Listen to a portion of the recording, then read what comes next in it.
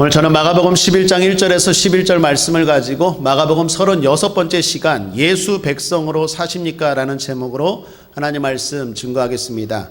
우리나라 사람들이 사용하는 말에 일본 말이 참 많습니다. 그렇게 사용하는 말을 좀 구분하면 세 가지인데 순일본말, 그리고 일본식 한자말, 그리고 일본식 외래말이 있습니다. 예를 들면 순일본말로는 곤색 있죠. 우리말은 감청색입니다. 또는 진남색, 이 곤색이 일본 말입니다. 또는 노가다, 대모도, 땡깡 있죠. 땡깡, 우리말로는 생떼입니다. 땡깡 일본 말입니다. 사라, 우리말로 접시, 시다, 우리말로 보조, 이 다 일본 말입니다. 오뎅, 이빠이, 찌라시, 다 의미를 알겠죠? 근데 일본 말입니다. 여러분 오늘 후카시 하고 오셨네요. 머리 이렇게 부풀리는 거, 후카시 일본 말입니다. 우리가 사용하는 일본식 한자말로도 이런 것이 있습니다. 예를 들면 가봉, 시침질이라고 하죠. 일본 말입니다. 각서, 우리는 다짐글이에요. 각서도 일본 말입니다. 견적, 일본식 한자말입니다. 우리말로는 추산이라고 하는데, 고수부지, 이것도 일본 말입니다. 우리말로는 둔치, 강턱 이런 거예요. 또는 고참, 일본식 한자말입니다. 공임, 또는 기라성, 빛나는 별, 일본말 한자입니다. 내역, 우리말로는 명세입니다. 내역도 일본식 한자말입니다. 부지, 또는 세면, 우리말로는 세수죠. 세면도 일본식 한자말이고, 잔고, 체념, 추월, 회람 등등 우리말처럼 생각했는데 일본식 한자말, 일본 말들이 많습니다. 일본식 외래말도 있습니다. 일본 사람도 영어 잘 못하죠. 영어 잘 못해서 자기들 발음으로 영어를 하는데 그걸 우리가 그대로 사용하는 게 있어요. 예를 들면 난닝구, 그 일본식 영어 발음이에요. 러닝 셔츠, 러닝 셔츠 이런데 일본 사람들 발음이 잘 안 돼요. 그러니까 난닝구 이렇게 하는데 이거 우리 그대로 따라 하잖아요. 또는 다스, 한 타스, 두 타스 할 때 그 묶음 있죠. 그 일본식 외국어 말, 돈가스도 마찬가지입니다. 일본 사람들이 하는 영어 발음이에요. 레미콘, 레자, 인조가죽, 이것도 빵꾸, 이것도 일본 사람들이 영어가 안 돼서, 영어는 펑처거든요. 펑처라는 말이 안 돼갖고 빵꾸 그러는데 우리는 그걸 그대로 따라해서 우리도 빵꾸 났어, 차가 빵꾸 났어 이러죠. 이 빵꾸도 일본식 외래말입니다. 얘는 뺑끼, 뺑끼도 마찬가지. 뺑끼 뭡니까? 페인트 칠이죠. 다 알아듣잖아요 이거. 원래 그게 네덜란드어인데 일본식 사람들 발음으로 뺑끼 뺑끼 하는데 이게 우리말인 줄 알고 우리식으로 말한다는 것입니다. 이처럼 어마무지하게 일본 말이 우리 사람들이 사용하는 언어 가운데 많다라는 것입니다. 이렇게 된 이유가 뭡니까? 일본 식민 지배 잔재겠죠. 우리는 분명 대한민국 국민인데 우리도 모르게 일본 말을 사용하고 있습니다. 내일이 102주년 3.1절입니다. 다시 한번 우리가 어떤 나라 사람이고 우리의 정체성, 나라의 소중함을 기억하는 뜻깊은 날 되기를 바랍니다. 자, 그런 의미에서 신앙도 마찬가지입니다. 우리가 어느 나라 백성입니까? 대한민국 백성이지만 하늘 백성, 다시 말하면 예수 백성인 줄 믿습니다. 마태복음 1장 21절에 성경이 이렇게 말합니다. 아들을 낳으리니 이름을 예수라 하라. 이는 그가 자기 백성을 저희 죄에서 구원할 자이심이라 하니라. 우리 모두 예수 믿습니다. 아멘이십니까? 그러면 우리 모두 예수 백성이에요. 자기 백성을, 예수님이 자기 백성을 구원한다고 했는데 우리는 예수 백성입니다. 그런데 이 세상을 살다 보니까 우리도 모르게 세상 백성으로만 살아가요. 세상 백성처럼 말하고 세상 백성처럼 생각하고 세상 백성처럼 살아가요. 우리는 예수 백성입니다. 예수 백성답게 살아가야 돼요. 우린 대한민국 사람인데 일본말 우리도 모르게 하는 것처럼 우리는 예수 백성, 하늘 백성인데 우리도 모르게 세상 백성처럼만 살아가고 있다라는 것입니다. 그럼 예수 백성은 어떻게 살아야 됩니까? 자, 오늘 그 이야기 하려고 합니다. 오늘 그 말씀입니다. 오늘 본문을 통해서 예수 백성은 어떻게 살아야 되는지 오늘 주님의 가르침을 말씀을 통하여 듣는 이 시간 되길 바랍니다. 오늘 설교의 포인트는 나귀입니다. 나귀를 주목하십시오. 첫 번째, 나귀를 가져오라는 주님입니다. 오늘 본문에 예수님이 예루살렘을 입성하시고 계십니다. 이 내용이요, 사복음서에 다 기록되어 있습니다. 특히 마가복음에는요, 지금 11장부터 끝장인 16장까지 이 이야기가 계속 나오고 있습니다. 시간상으로는 일주일입니다. 그런데 분량으로는요, 성경 마가복음 전체의 3분의 1을 넘게 차지해요. 무슨 말입니까? 이 이야기가 우리 신앙에서 그만큼 중요하다는 거죠. 그래서 가장 많이, 가장 자세하게 기록하고 있다는 거예요. 사랑하는 여러분, 우리 신앙에서 가장 중요한 것이 바로 예수님의 죽음과 부활, 십자가인 줄 믿습니다. 그래서 자세하게, 그래서 우리는 좀 더 주목해서 이 사건을 하나하나 눈여겨보아야 한다라는 것입니다. 오늘 본문에 예수님이 예루살렘 근처까지 오셨습니다. 근처인 감람산 인근의 벳바게와 베다니에 도착하셨습니다. 1절을 보시면 저희가 예루살렘에 가까이 와서 감람산 벳바게와 베다니에 이르렀을 때에 예수께서 제자 중 둘을 보내시며 라고 말합니다. 예수님은 공생의 초기에 갈릴리에서 주로 사역하시고 이제 갈릴리에서 예루살렘으로 계속 오십니다. 그리고 드디어 예루살렘 근처 감람산 인근의 벳바게와 베다니에 이르렀습니다. 거기서 특별한 지시를 하십니다. 두 제자에게 말합니다. 맞은편 마을로 가라. 아무도 타보지 않은 나귀 새끼가 있을 것이다. 그걸 끌고 와라. 만약에 누가 왜 가져가느냐?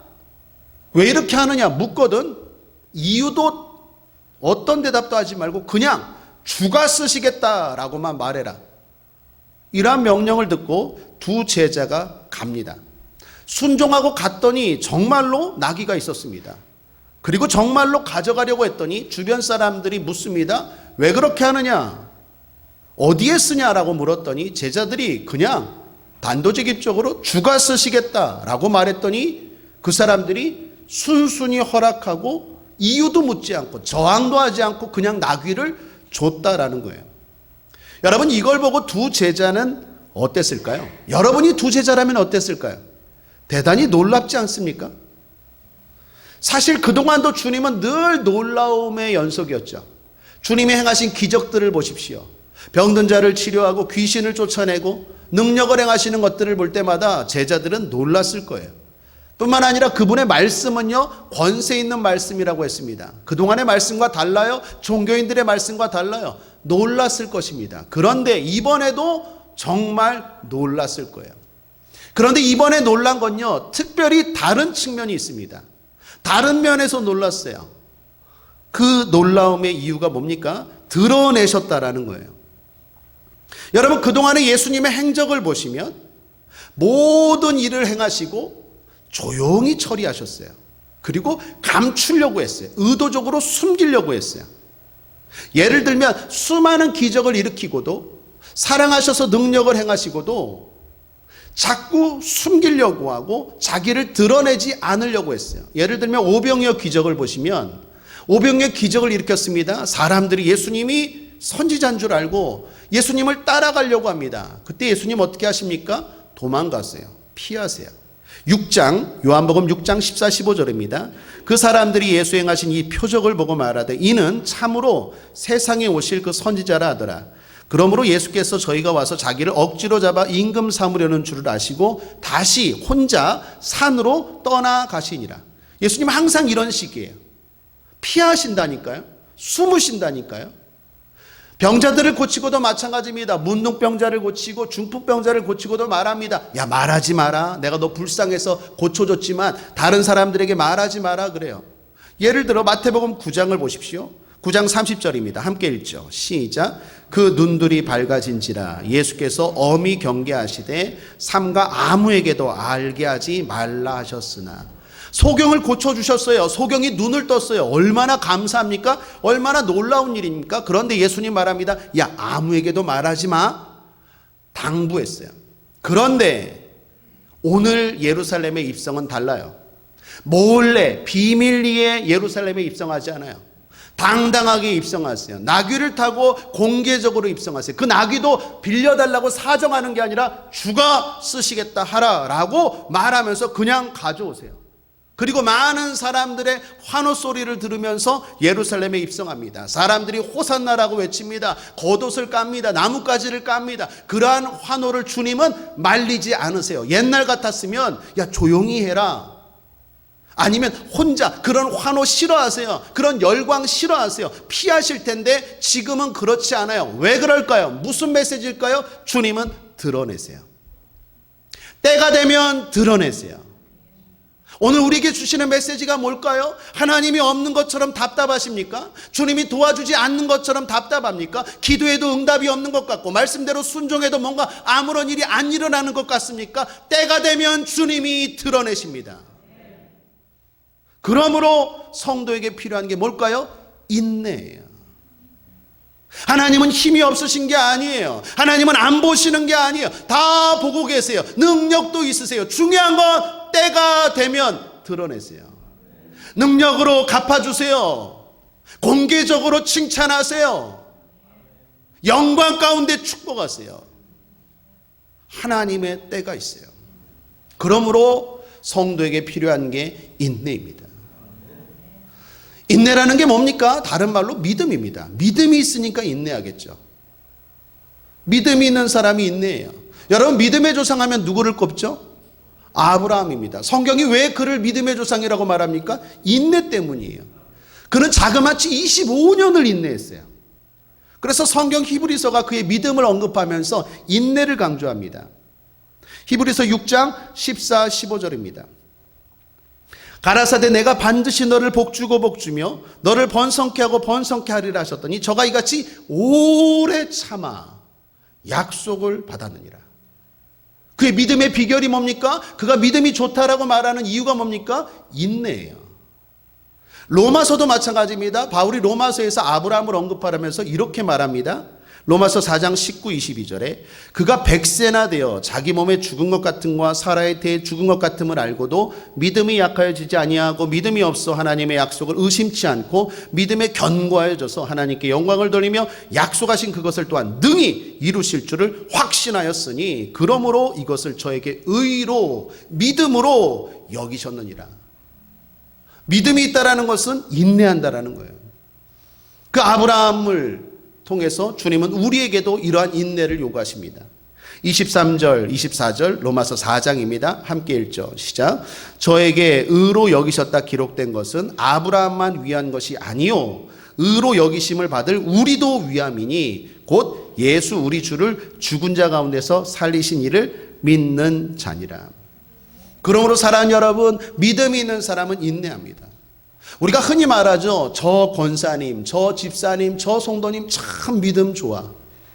그 사람들의 공통점이 뭡니까? 다 인내하죠. 뭔가 특별한 일도 일어나지 않고 특별한 하나님의 역사도 나타나지 않는 것 같은데 그 자리를 지켜요. 기도의 자리를 지켜요. 예배의 자리를 지켜요. 봉사의 자리를 지키고 묵묵하게 그 길을 걸어가는 사람들을 보고 우린 뭐라 그래요? 참 그분 믿음 좋아. 그게 믿음이에요.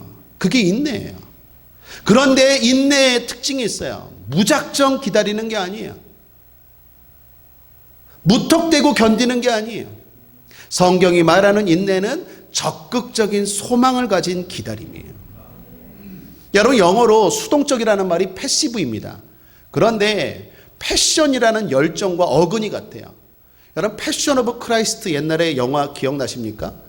그게 우리말로 그리스도의 열정이라는 뜻이거든요. 패션.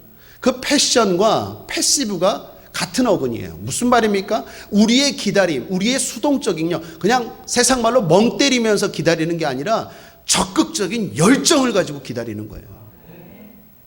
제가 이 기다림을 생각할 때 가장 좋은 비유가 산모 안에 있는 태아예요. 태아가 기다리죠. 뭘 기다립니까? 세상 나갈 날을 기다리죠. 10달 동안 뱃속에서 기다려요. 어떻게 기다립니까? 이렇게 기다립니까? 가만히 기다립니까?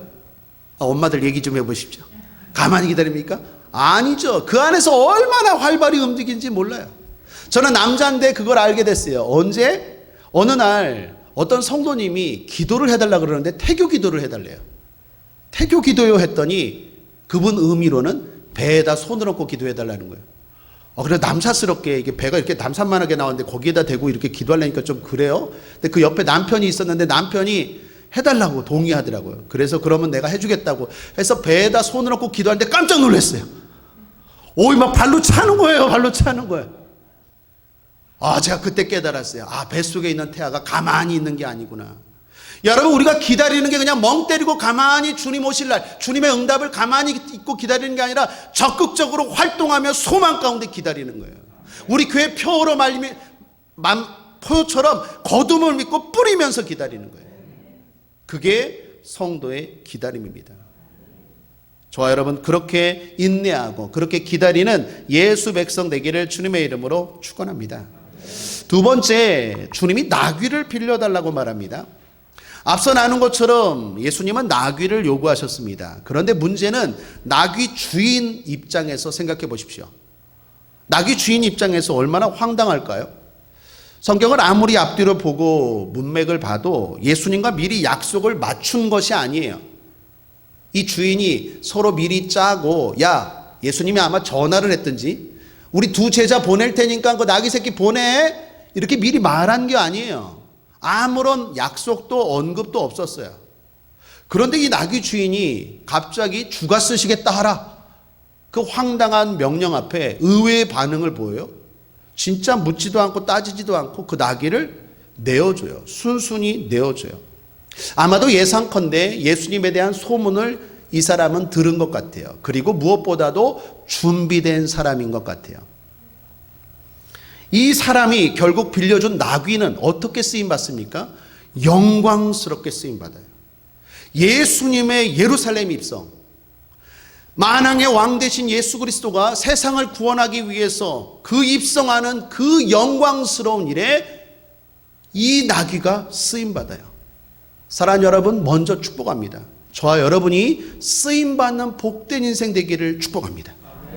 나의 물질이 하나님 앞에 쓰임받고, 나의 재능이 하나님께 쓰임받고, 나의 지혜가 하나님께 쓰임받고, 나의 달란트가 하나님께 쓰임받는 것보다 더 영광스러운 게 어디 있겠습니까?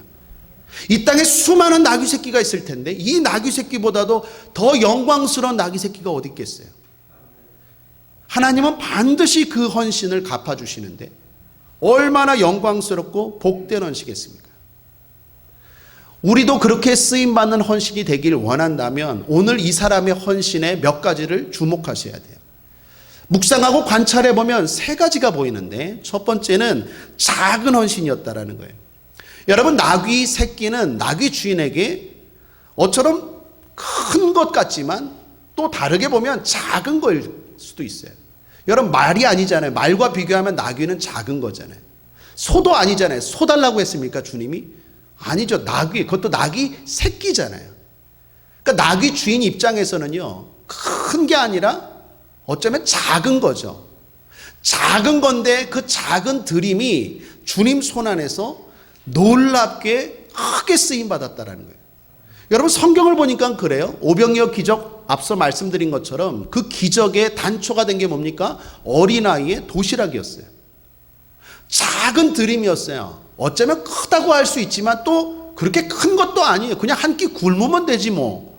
그리고 드린 도시락이 오병이어 기적을 일으키는 불씨가 됐어요. 여러분, 세계적인 주의종 조용기 목사님을 전도하고 변화된 것이 한 여학생의 작은 성경이었어요.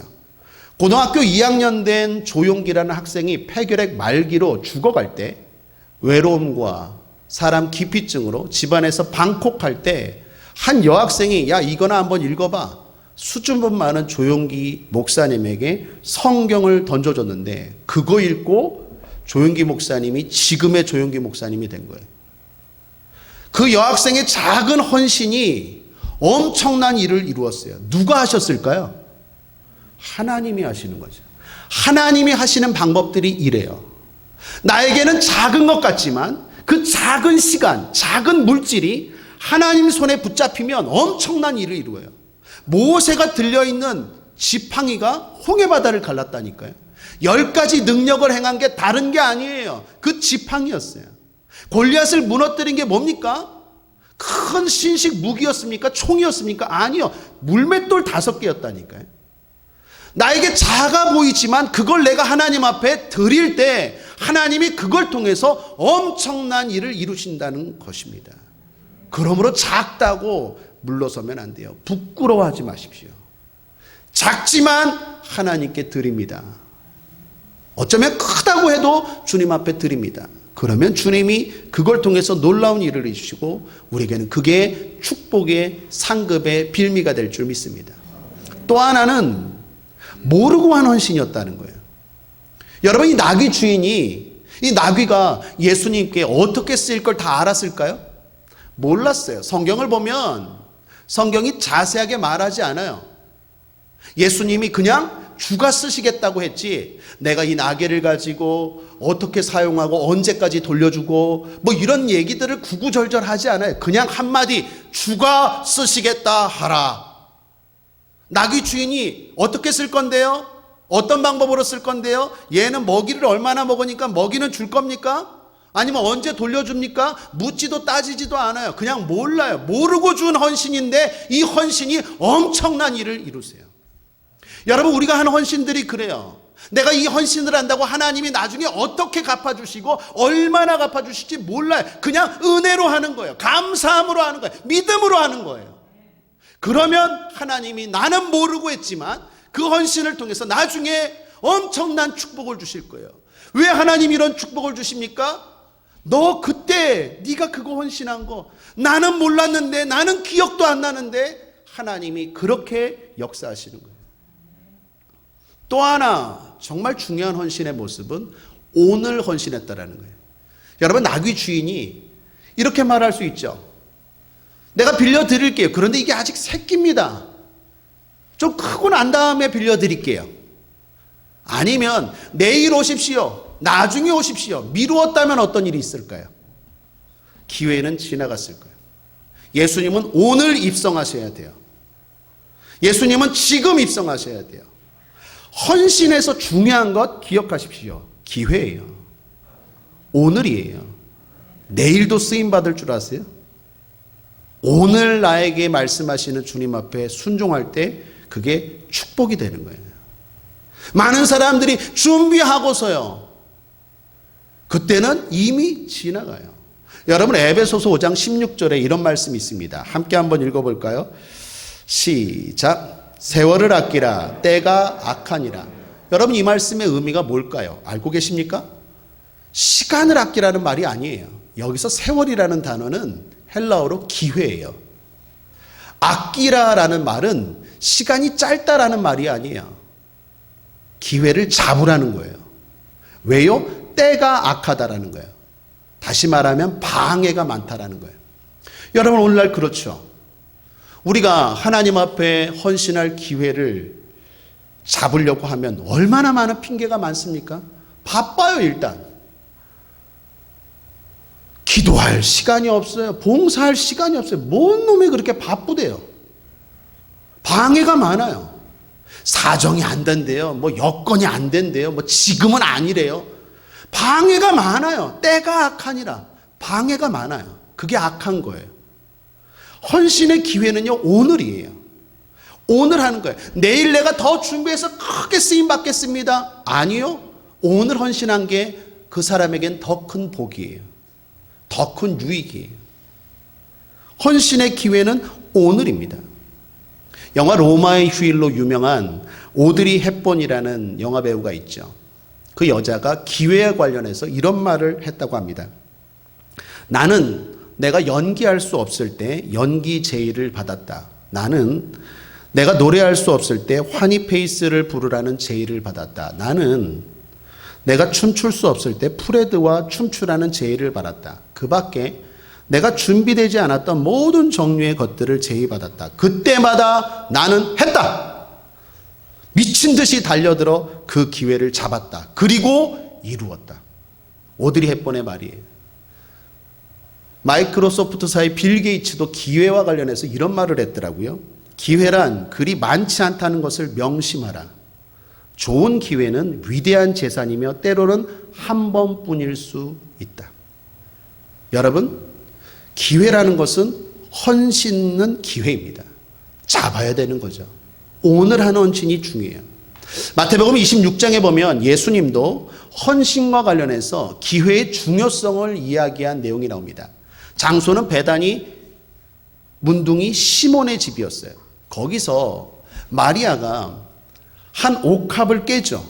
그 옥합 안에는 귀한 향유가 들었어요. 그 옥합을 깨고 식사하시는 예수님의 머리에 부었어요. 마리아가 왜 그랬을까요? 마리아의 헌신은 왜 무슨 이유로 한 헌신일까요?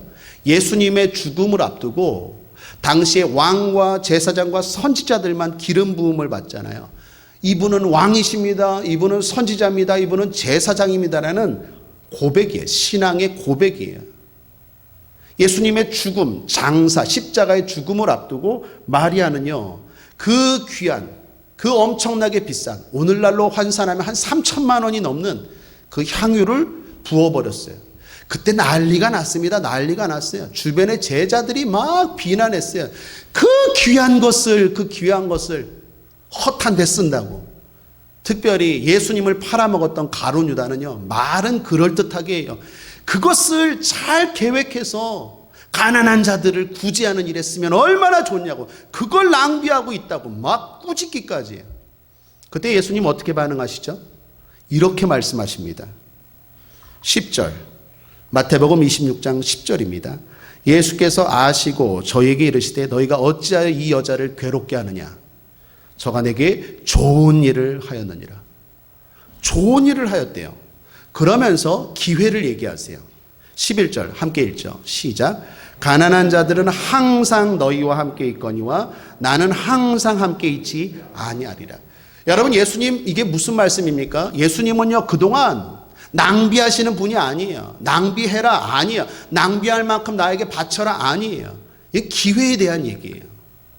항상이 있고 항상 있지 않는 게 있어요. 헌신이라는 게 그렇다라는 거예요. 너희가 마리아의 헌신을 잘 봐라. 얘는 기회를 잡았다라는 거예요. 그러면서 가만히 있습니까? 엄청난 축복을 하세요. 그 다음 말씀 13절입니다. 내가 진실로 너에게 이르노니 온 천하에 어디서든지 이 복음이 전파되는 곳에는 이 여자의 행한 일도 말하여 저를 기념하리라 하시니라. 할렐루야. 헌신은 기회가 있어요.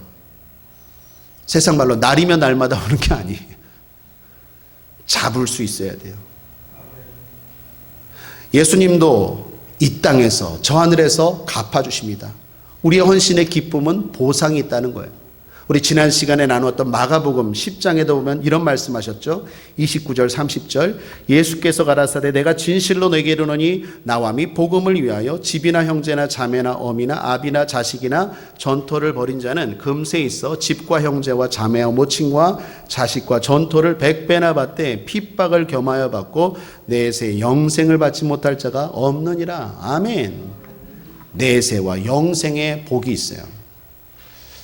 그러므로 오늘 헌신, 작은 헌신, 모르고 한 헌신, 그러나 헌신할 줄 아는 저와 여러분 되기를 바랍니다. 때가 악합니다. 그 방해를 이기고 세월을 아끼고 기회를 잡을 수 있는 사람이 지혜로운 사람, 복된 사람, 하나님의 축복의 사람인 줄 믿습니다. 어쩌면 그 바쁜 인생을 안 바쁘게 하려고 하나님이 헌신의 기회를 주는 거예요.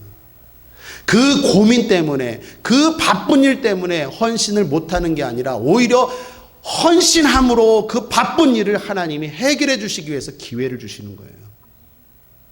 그러한 지혜가 있기를 주님의 이름으로 축복합니다. 세 번째, 나귀를 이제 타시는 주님입니다. 예수님이 지금 있는 장소가 어디입니까? 1절에서 살펴본 것처럼 감람산이라고 성경이 말하고 있습니다. 감람산은 올리브산이라고도 말하는 산인데 작은 산입니다. 언덕 같은 산이에요. 그런데 이상한 건 예수님이 왜 바로 예루살렘에 입성하지 않았을까요? 이 앞에 있었던 곳이 어디였죠? 여리고였어요. 지난 시간 소경 거지 바디메오를 치료한 곳이 여리고였는데 여리고에서 이 예루살렘 감람산까지는요 24km 정도 돼요. 성인이 걸어가면 한 7시간 정도 돼요. 그리고 이 감람산에서 예루살렘까지는요 바로 내려가면 바로 예루살렘이에요.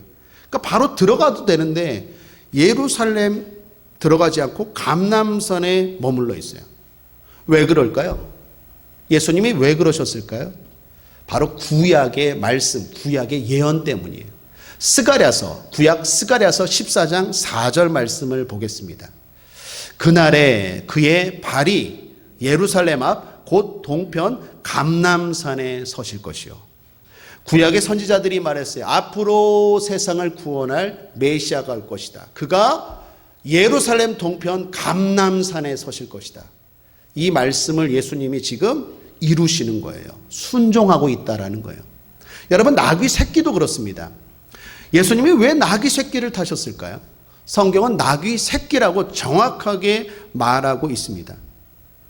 나귀 새끼를 타셨대요. 나귀는요, 히브리어로 하모르입니다. 나귀 새끼는 아이르입니다. 이 나귀 새끼, 성경을 보니까 아이르예요. 정확하게 아이르, 하모르가 아니라 아이르라고 나귀 새끼라고 성경이 말합니다. 여러분, 이상한 건 이 나귀 새끼를 빌리러 갔던 두 제자가 누구였죠? 당황하지 마십시오. 모르는 게 정상입니다. 성경에 안 나와요. 그냥 두 제자를 보냈대요. 그 제자가 베드로인지 요한인지 아니면 시몬인지 나다나엘인지 누군지 몰라요. 그냥 두 제자라고만 나와요. 어느 마을로 보냈대요? 모르세요? 당황하지 마십시오. 성경에 안 나와요. 어느 마을인지 안 나와요. 어느 마을로 가라. 벳박의 맞은편 어느 마을로 가라. 마을 이름이 안 나와요. 성경이 기록하지 않아요. 그런데 뭘 가져오라는 건 분명하게 기록하고 있어요. 나귀 새끼예요. 이게 사복음서에 다 동일하게 나와요. 몇 명의 제자, 어떤 제자가 어떤 마을로 가서 어떤 동물을 끌고 왔는지 다 자세하지 않는데 동물만은 나귀 새끼라고 명확하게 나와요. 왜 그럴까요? 왜 예수님 나귀 새끼를 탈까요? 굳이 타시려면 나귀 아니면 말 아니면 뭐 소 이런 거 타면 좋지 않아요? 왜 나귀 새끼 타셨을까? 이것도 구약의 예언 때문에 그래요. 스가랴서 9장 9절 함께 읽어보겠습니다. 시작. 시온에 따라 크게 기뻐할지어다. 예루살렘에 따라 즐거이 부를지어다. 보라, 내 왕이 내게 임하나니 그는 공의로우며 구원을 베풀며 겸손하여서 나귀를 타나니 나귀의 작은 것 곧 나귀 새끼니라. 이 말씀 이루시는 거예요. 주님이 지금 그냥 하시는 게 아니에요. 하나하나 다 말씀을 기억하고 그 말씀대로 순종하며 나아가는 거예요. 저와 여러분 예수 백성인 줄 믿습니다. 그렇다면 어떻게 살아야 될까요? 말씀에 순종하며 살아야 될 줄 믿습니다. 그런데 문제는 초라해요. 세상 말로 쪽팔려요. 여러분 생각해 보십시오. 나귀 새끼를 타고 가는 게 이게 화려합니까? 제가 이 나귀 새끼 탄 것 생각하면 옛날에 우리 아들과 딸 5살, 6살쯤 됐을 때 말 타기 시합했거든요. 가위바위보에서 진 사람이 말 태워주기. 그래서 제가 가위바위보 해갖고 잘 이겼어요. 그래갖고 내가 탔어요. 재밌었을까요? 아이고 창피. 이게 등치는 이만한 어른이 애 엎드리라 그러고 타는데 그냥 세상에 누가 봤으면 그거 뭐 하는 거예요? 창피했을 거예요. 여러분 하나님이요 예수님을 통해서 한 100마 이런 것 좀 타고 딱딱 뭐 개선장군처럼 등장하면 얼마나 좋아요. 근데 나귀도 아니라 나귀 새끼예요. 여러분 나귀는요 당시에 짐을 싣는 동물이에요. 사람이 타는 동물이 아니에요. 더군다나 나귀 새끼는요 짐도 잘 안 실어요. 아이르 아주 조그만 거라서 그냥 먹여주기만 하는데 그걸 예수님이 타고 걸어가는 장면을 생각해 보세요. 아이고 창피해. 아이고 뻔때 안 나. 그런데 여기에 중요한 의미가 있죠. 저와 여러분은 알죠. 이 입성은 어떤 입성입니까? 세상을 구원하시는 입성이에요. 십자가를 향하는 입성이에요. 놀라운 하나님의 역사를 이루는 입성이에요. 여러분 우리의 순종이 그래요. 성도가 말씀에 순종하는 삶이 그래요. 말씀에 순종하면요 저 같으면 예수 믿고 말씀에 순종하면 그냥 집도 월세, 임대, 전세가 아니라 한강 뷰가 보이는 아파트 한 채씩 30평 이상 탁탁 줬으면 좋겠어요. 2부 예배 때 이 얘기니까 아멘이 2사람 하더라고. 3부 예배는 안 하시네요. 아니면 예수 잘 믿으면 티코가 아니라 예수 잘 믿는 사람마다 기본이 제네시스 80. 그거 그냥 딱딱 주시면 얼마나 좋겠어요. 그런데 낙이 새끼를 타고 가래요. 쪽팔리게. 말씀에 순종하며 걸어가는 삶이 그래요. 그러나 예수 백성은 순종해요. 왜요? 이것이 하나님의 놀라운 비밀이 담겨 있어요. 세상을 구원한 위대한 일이에요. 그래서 전혀 창피해하지 않고 당당하게 기쁨으로 순종하며 그 길을 걸어가요. 여러분, 교회도 그래요. 교회가 하는 일들이 세상에 비하면 초라해 보입니다. 세상의 행사들을 보십시오. 얼마나 화려합니까? 잘 짜여진 콘티와 잘 짜여진 무대와 화려한 조명, 사이키가 움직이고 얼마나 많은 사람들이 착착 움직입니까? 음악은 얼마나 세련되고 악기는 얼마나 화려합니까? 근데 교회가 하는 일들 보세요. 교회가 하는 행사들 보세요. 프로그램들 보세요. 뭔가 좀 어설프고 화려하지도 않아요. 그냥 반주기 하나 들고 생목으로 전도사가 노래 불러요. 아니면 아줌마들 몇몇 써갖고 삑사리 빡빡 나면서 교회가 하는 일들이 세상이 볼 때는 초라해 보여요. 그러나 거기에 순종해, 거기에 하나님의 놀라운 역사가 있어요. 그걸 알고 그걸 순종하고 걸어가는 사람들이 예수쟁이에요. 사랑하는 여러분, 잊지 마십시오. 세상이 우리를 초라하게 여길 수 있어요. 그 삶이 때로는 부끄럽고 때로는 면목이 안 설 수도 있어요. 그러나 그걸 통해서 하나님은 놀라운 일을 이루세요. 엄청난 일을 이루세요. 상상할 수 없는 일을 이루세요. 그리고 그렇게 순종한 사람들을 어떻게 할까요? 빌립보서 2장 9절은 말합니다. 그를 지극히 높여, 그냥 높이는 게 아니라 지극히 높이셨대요. 그렇게 순종의 길을 걸어가시는, 그렇게 세상에 본때 안 나는 그러한 삶을 살았던 예수님을 하나님이 나중에 일주일 뒤에 지극히 높여주세요. 바로 이것이 저와 여러분의 삶 아니겠습니까? 예수 백성은 이걸 알고 살아가는 사람 아니겠습니까? 그것과 어찌 아파트를 비교하고 그것과 어찌 제네시스 그까짓 것 비교하겠어요? 주님이 그냥 높이는 게 아니라 지극히 높이세요. 그러므로 오늘도 우리는 순종해야 될 이유가 있는 줄 믿습니다. 그것을 알고 살아가는 저와 여러분 되기를 주님의 이름으로 축원합니다. 말씀을 정리합니다. 우리 함께 한번 읽어볼까요? 시작. 예수 백성으로 사십니까? 라는 제목으로 말씀을 나누었습니다. 우리는 이 땅에 살지만 예수님의 백성임을 잊지 않고 살아야 합니다. 그 삶이 어떤 삶인지 주님이 오늘 나귀를 타고 예루살렘을 입성하시는 모습을 통해 보여주십니다. 그 삶은 인내하는 삶입니다. 그런데 그냥 견딤이 아닙니다. 무조건 참음이 아닙니다. 소망을 가지고 적극적으로 기다리는 것입니다. 그 삶은 헌신하는 삶입니다. 그런데 그 헌신은 작은 헌신입니다. 앞으로 어떻게 될지 모르고 한 헌신입니다. 그리고 기회를 놓치지 않는 바로 오늘 한 헌신입니다. 마지막으로 예수 백성의 삶은 말씀에 순종하는 삶입니다. 그런데 그 삶이 대단히 초라해 보일 수 있습니다. 그럼에도 순종하는 삶입니다. 이렇게 사는 것은 결코 쉽지도 때로는 마음에 들지도 않습니다. 그러나 잊지 마십시오. 그 삶에는 하나님의 축복과 영광이 기다리고 있습니다. 그러므로 이런 삶을 굳게 잡아야 합니다. 보상이 얼마 남지 않았습니다. 조금 더 인내하고 조금 더 헌신하고 조금 더 순종합시다. 주님 속히 오십니다. 요한계시록 3장 11절 크게 읽겠습니다. 시작. 내가 속히 임하리니 내가 가진 것을 굳게 잡아 아무나 내 면류관을 빼앗지 못하게 하라. 기도하겠습니다. 하나님 아버지, 우리는 예수 백성입니다. 그 예수 백성의 정체성을 잃지 않고 잊지 않고 살아가는 우리 모두 되게 하여 주옵소서. 감사드리며 예수님의 이름으로 축복하고 기도했습니다. 아멘.